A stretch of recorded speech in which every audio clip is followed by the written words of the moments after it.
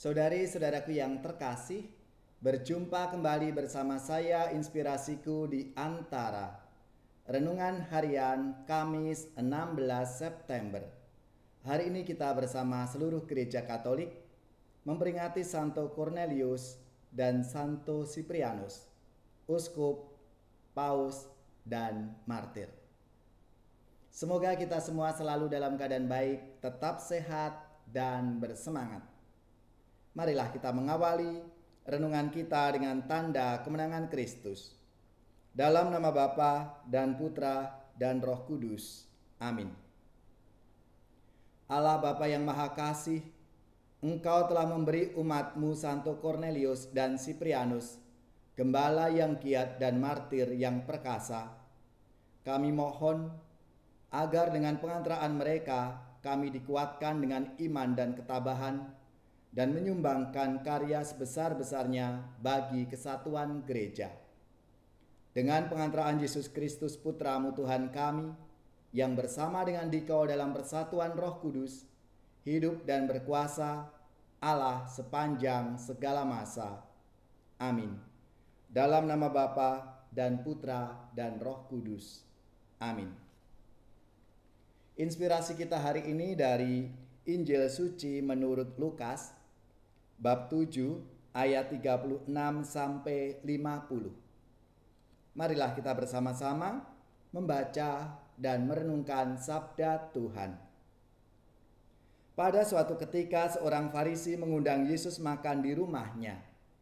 Yesus datang ke rumah orang Farisi itu, lalu duduk makan. Di kota itu ada seorang wanita yang terkenal sebagai orang berdosa. Ketika mendengar bahwa Yesus sedang makan di rumah orang Farisi itu, datanglah ia membawa buli-buli pualam berisi minyak wangi. Sambil menangis, ia berdiri di belakang Yesus dekat kakinya, lalu membasahi kakinya dengan air matanya dan menyekanya dengan rambutnya. Kemudian ia mencium kaki Yesus dan meminyakinya dengan minyak wangi. Ketika orang Farisi yang mengundang Yesus melihat hal itu, ia berkata dalam hatinya, "Seandainya dia ini nabi, mestinya ia tahu siapakah dan orang apakah wanita yang menjamahnya ini. Mestinya ia tahu bahwa wanita ini adalah orang yang berdosa." Lalu Yesus berkata kepada orang Farisi itu, "Simon, ada yang hendak aku katakan kepadamu." Saud Simon, "Katakanlah, Guru." Ada dua orang yang berhutang kepada seorang pelepas uang. Yang seorang berhutang 500 dinar, yang lain 50. Karena mereka tidak sanggup membayar, utang kedua orang itu dihapuskannya. Siapakah di antara mereka akan lebih mengasihi dia? Jawab Simon, "Aku sangka yang mendapat penghapusan utang lebih banyak." Kata Yesus kepadanya, "Betul pendapatmu itu." Dan sambil berpaling kepada wanita itu, Yesus berkata kepada Simon, "Engkau melihat wanita ini? Aku masuk ke dalam rumahmu, namun engkau tidak memberi aku air untuk membasuh kakiku. Tetapi wanita ini membasahi kakiku dengan air mata dan menyekanya dengan rambutnya. Engkau tidak mencium aku, tetapi sejak aku masuk, ia tiada henti-hentinya mencium kakiku. Engkau tidak meminyaki kepalaku dengan minyak, tetapi ia meminyaki kakiku dengan minyak wangi. Sebab itu aku berkata kepadamu, dosanya yang banyak itu telah diampuni, karena ia telah banyak berbuat kasih. Tetapi orang yang sedikit diampuni, sedikit pula ia berbuat kasih." Lalu Yesus berkata kepada wanita itu, "Dosamu telah diampuni." Orang-orang yang makan bersama Yesus berpikir dalam hati, "Siapakah dia ini? Maka ia dapat mengampuni dosa." Tetapi Yesus berkata kepada wanita itu, "Imanmu telah menyelamatkan engkau. Pergilah dengan selamat." Demikianlah sabda Tuhan. Terpujilah Kristus. Saudari-saudaraku yang terkasih, hari ini kita memperingati Santo Cornelius Paus dan Santo Siprianus Uskup dan Martir. Selamat dan profisiat untuk saudara-saudara, gereja, paroki, lembaga-lembaga, dan saudara-saudara yang pesta nama Santo Cornelius dan Siprianus. Semoga semangat mereka memberi inspirasi dalam hidup dan karya pelayanan kita. Dua orang ini bersahabat sehingga diperingati bersama-sama. Masa pelayanan mereka pada pertengahan abad yang ketiga, dan situasinya waktu itu sangat tidak mudah. Persoalan gereja muncul baik dari dalam maupun dari luar. Ancaman dari luar berupa pengejaran dan penganiayaan dari kaisar atas orang-orang Kristen, sehingga banyak yang murtad dan meninggalkan iman Kristiani. Sedangkan ancaman dari dalam munculnya bidah Novatianisme yang intinya menolak orang-orang yang telah murtad itu kembali ke pangkuan gereja. Jadi, Novatius dan kawan-kawan bersikap radikal, memprotes keras, dan kalau perlu dalam bahasa sekarang itu mempersekusi orang-orang yang murtad itu. Lalu orang-orang yang murtad itu jika bertobat dan ingin masuk kembali ke pangkuan gereja ditolak. Pendapat Novatianisme ini jelas bertentangan dengan nilai-nilai Injil sendiri, sehingga juga ditolak oleh Paus Cornelius atau Gereja Katolik.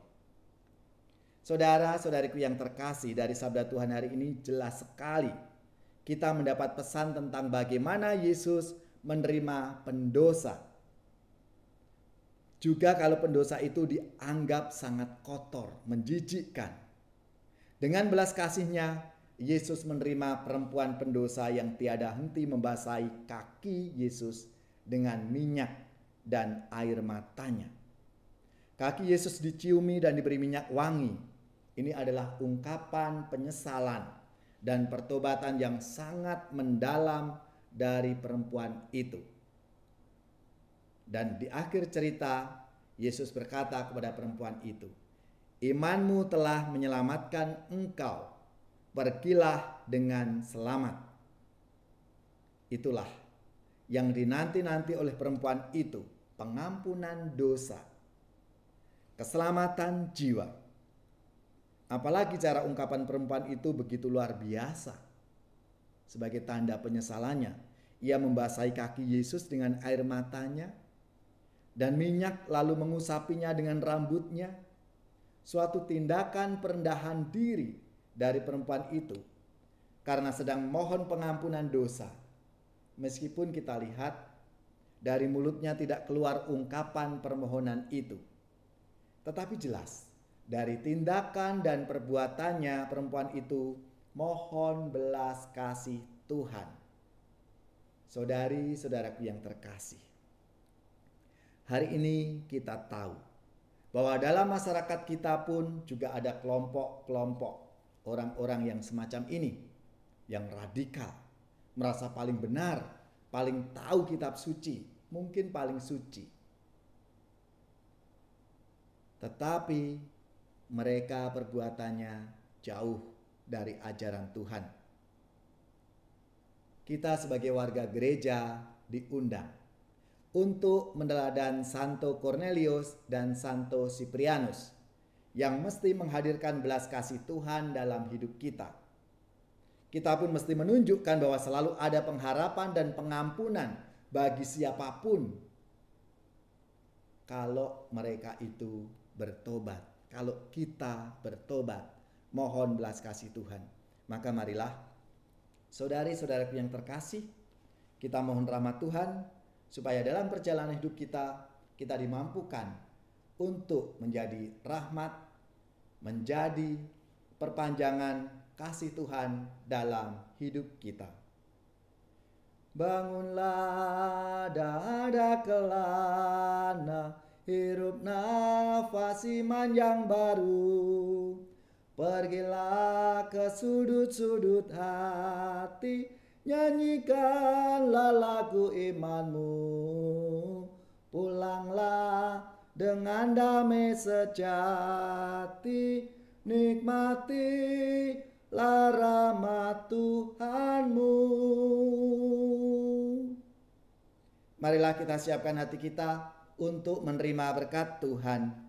Semoga saudari-saudara sekalian, keluarga-keluarga kita, orang-orang yang kita doakan, mereka yang sakit, yang menderita, seluruh tugas, belajar, pekerjaan, usaha, serta karya pelayanan kita, dibimbing, dilindungi dan diberkati oleh Allah yang Maha Kuasa, Bapa dan Putra dan Roh Kudus. Amin.